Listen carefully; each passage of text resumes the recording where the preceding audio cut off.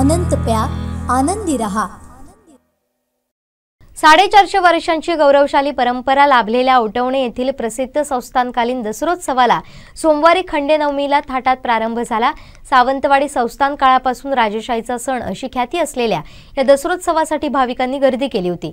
2 वर्ष कोरोनामुळे हा सण साधेपणाने साजरा करण्यात आला होता, मात्र यावर्षी हजारो भाविक रवळनाथ चरणी लीन झाले।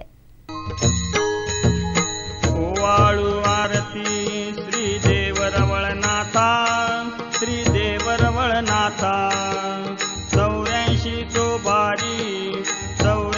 चोबारी एकवटेत वदी सत्ता। श्री सातेरी रवळनाथ पंचायन देवस्थान हे संपूर्ण कोकणातलं असं मोठं देवस्थान आहे। जागृत असं स्वयंभू असं हे देवस्थान आहे आणि या ठिकाणचा जो दसरोत्सव असतो हा कोकणातील सर्वात मोठा दसरोत्सव म्हणून या ठिकाणी पाहिलं जातं। या ठिकाणी या रवळनाथ देवस्थानामध्ये सोनं लुटण्याचा हा सगळ्यात मोठा कार्यक्रम असतो। अगदी आज खंडेनवमी आणि विजयादशमी असे 2 दिवस हा कार्यक्रम चालतो। सोनं लुटणं, इंगळ्याचा जो काही कार्यक्रम आहे, धार्मिक कार्यक्रम आहे, असे विविध कार्यक्रम या ठिकाणी होतात आणि अगदी पंचक्रोशीतनं मोठ्या संख्येने, हजारोंच्या संख्येनं जे भाविक आहेत ते या ठिकाणी येत असतात आणि हा सोहळा याची डोळा पाहण्यासाठी या ठिकाणी उपस्थित राहतात। या उत्सवाला जवळजवळ 400-450 वर्षांची परंपरा आहे। सावंतवाडी संस्थानचे राजे पहिले खेम सावंत यांचा माठा हा याच ठिकाणी आहे, त्यांची समाधी आहे ती या औटवणे गावामध्ये आणि जागृत असं हे गाव, जागृत असं हे देवस्थान श्रीदेव रवळनाथचं या ठिकाणी असून सगळ्यात मोठा दसरोत्सव या ठिकाणी साजरा केला जातो। हा नेमका उत्सव कशा पद्धतीने साजरा केला जातो याचा आपण आढावा घेऊया।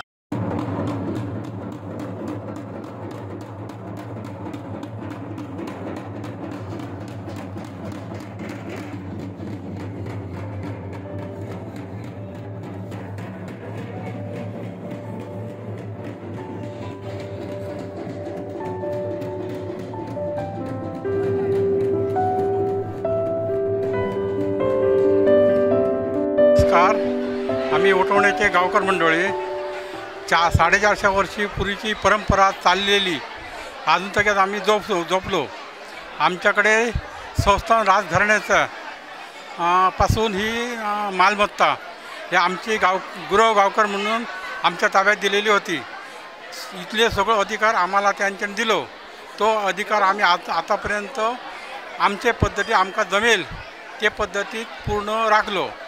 आता इथे आमच्याकडे 2 दिवसाचा खंडेनवमी आणि उद्या विजयादशमी असे 2 दिवसाचे कार्यक्रम आमचे चालतं। आम्ही पूर्ण गावकर मंडळी, केळीकुळ, आमचे हरिजन जाधव समाज, इतर 18 नोकर हे सगळे मिळून हे मालदार काठी वगैरे घेऊन आमच्या रीतीप्रमाणे आज ह्या करतो। पहिल्यांदा सकाळी आम्ही 10 वाजता येलो आणि तरंगा नेसायलो। त्याच्यानंतर आम्ही घरी गेलो, नैवेद्य केलो घरचे हे का आणि आम्ही परत इथे येलो। इथे येल्यानंतर आमच्या रीतीप्रमाणे आमच्याकडे कुळाचा झाड हा, त्या कुळाच्या झाडाकडे आम्ही तिथं देवक येतो। त्या देवक ठेवून झाला का इसर आपट्याचा झाड हा, तिथे येलो का तिथं त्याचा पूजन केला कलमाच्या तळाचा रीतीप्रमाणे का आतमध्ये गेलो का आम्ही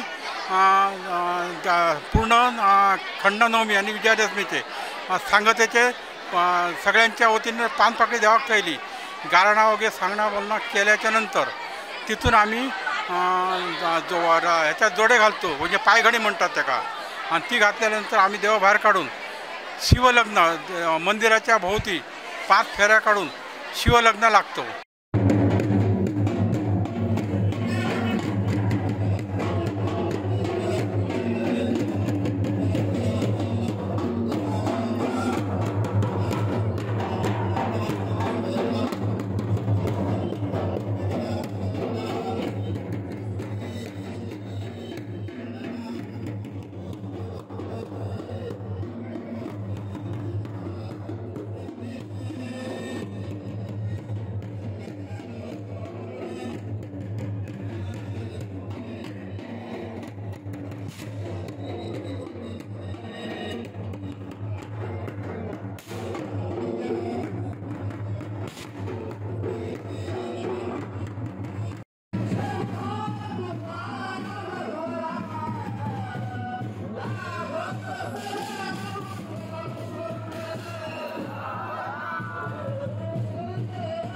शिवलग्न लागली का शिवलग्न लागल्यानंतर आमच्याकडे आपट्याचं झाड हा त्या सोना म्हणून लुटला जाता.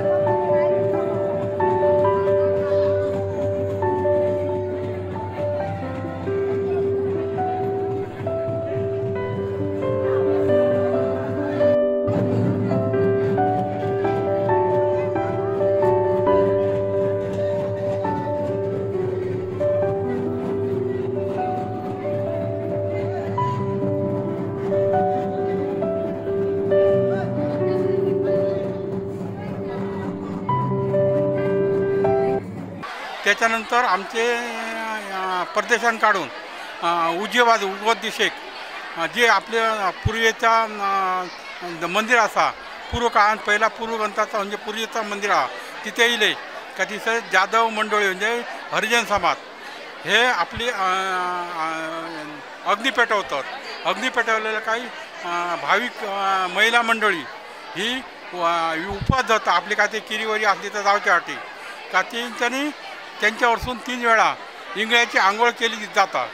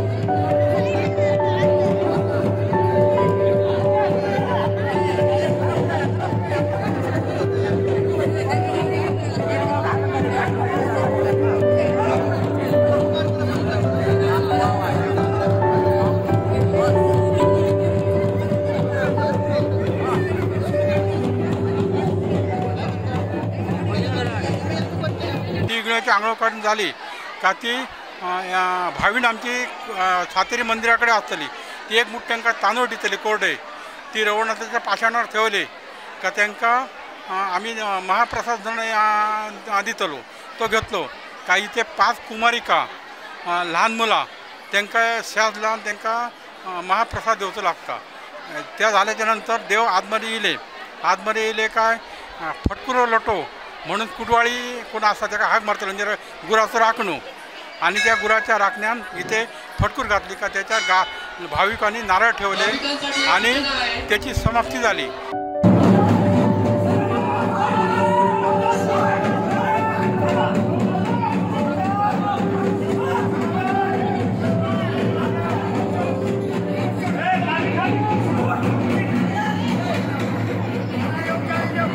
ती समाप्ती झाल्याच्या नंतर इथे रात्री सत्यनारायणाची पूजा केली होता आणि उजाडापर्यंत पूर्ण गावाचे भजन वगैरे चालू होतं।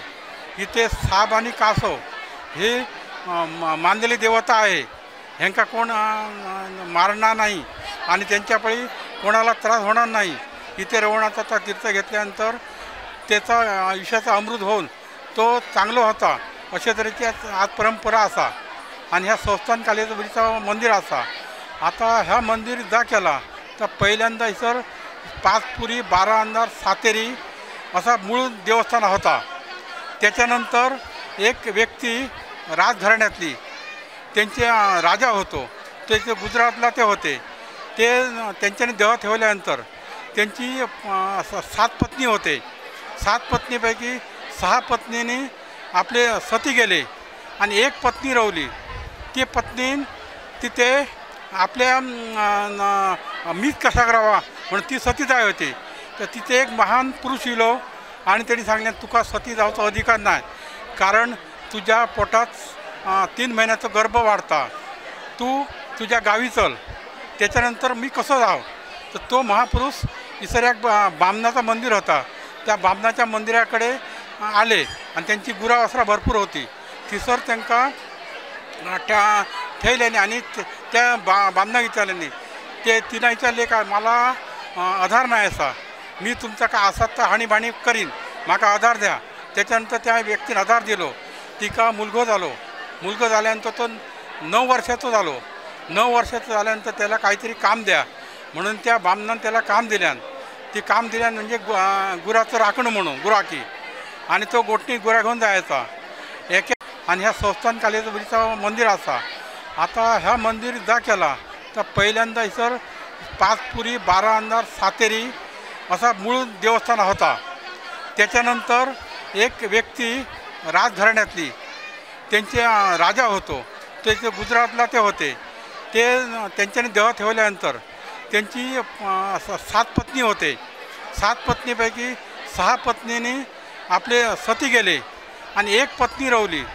ती पत्नी तिथे आपल्या मीच कसा करावा म्हणून ती सती जाय होती तर तिथे एक महान पुरुष येलो आणि त्यांनी सांगले तुका सती जावचो अधिकार नाही कारण तुझ्या पोटात 3 महिन्याचा गर्भ वाढता तू तुझ्या गावी चल त्याच्यानंतर मी कसं जाव तर तो महापुरुष इसर एक बामणाचा मंदिर होता त्या बामणाच्या मंदिराकडे आले आणि त्यांची गुरावसरा भरपूर होती तिसर त्यांना त्या ठेवल्याने आणि त्या बामणा विचारल्याने ते तिनं विचारले का मला आधार नाही असा मी तुमचा का असात तर हाणीबाणी करीन म्हाका आधार द्या।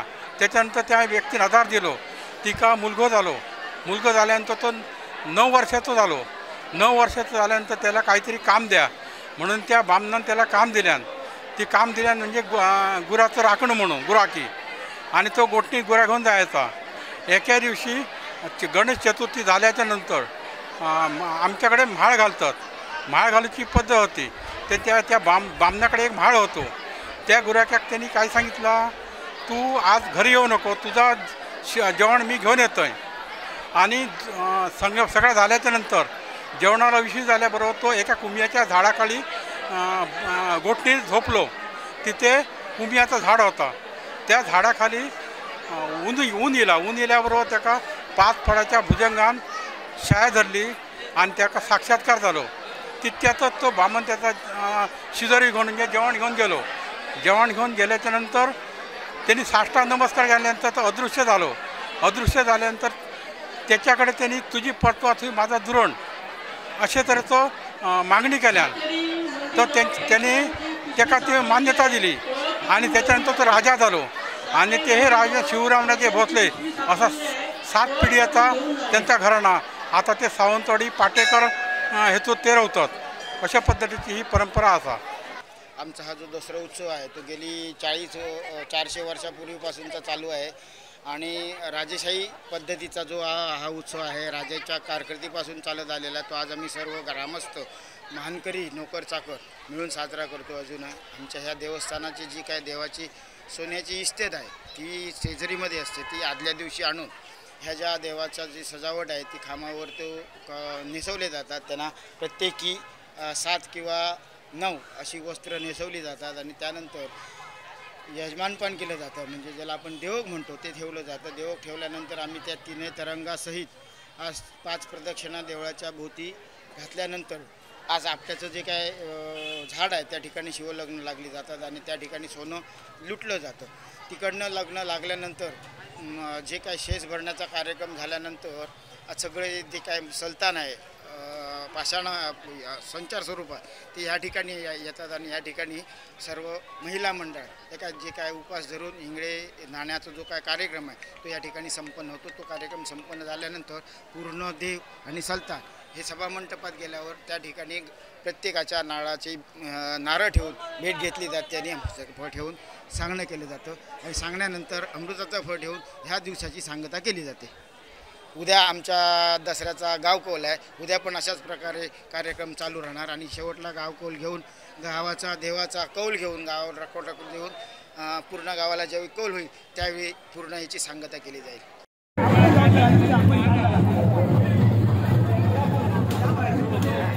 ओटवणे गावातील कोकणातला सगळ्यात मोठा हा दसरोत्सव अगदी मोठ्या उत्साहात मोठ्या दिमाखात साजरा केला गेला आहे, पार पडलेला आहे. कोरोनाची ही 2 वर्ष पाहिलं तर अगदी सगळ्या कार्यक्रमांवर निर्बंध होता. मात्र यंदा अगदी हजारोंच्या संख्येने भाविक आहेत ते या ठिकाणी आले होते आणि सोनं लुटलं होतं. अगदी मोठा उत्साह या गावामध्ये या दसरोत्सवानिमित्त पाहायला मिळतो. अगदी सोनं लुटण्याच्या कार्यक्रमाला विशेष महत्त्व आहे आणि विविध धार्मिक कार्यक्रम हे खंडेनवमी आणि विजयादशमी अशा 2 दिवसानिमित्त या ठिकाणी आयोजित केले जातात आणि मोठा उत्साह या ठिकाणी असतो. दसरोत्सवाच्या ह्या उत्सवानिमित्त अगदी संपूर्ण पंचक्रोशीतनं मोठ्या संख्येने जे भाविक आहेत ते या ठिकाणी दाखल झाले होते.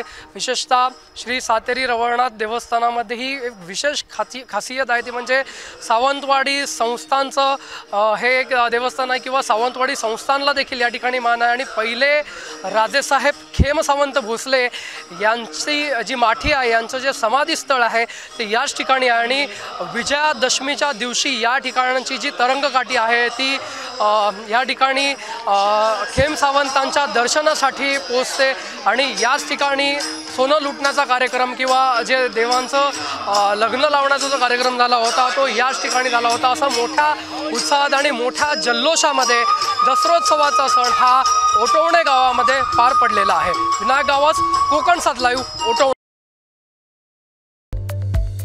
संपूर्ण कोकणसह जगभरातील ताज्या घडामोडी सर्वात प्रथम पाहण्यासाठी कोकणचं नंबर 1 महा चॅनल कोकण 7 लाईव्हचं YouTube चॅनल सबस्क्राईब करा आणि लेटेस्ट अपडेटसाठी बेल आयकॉन क्लिक करा.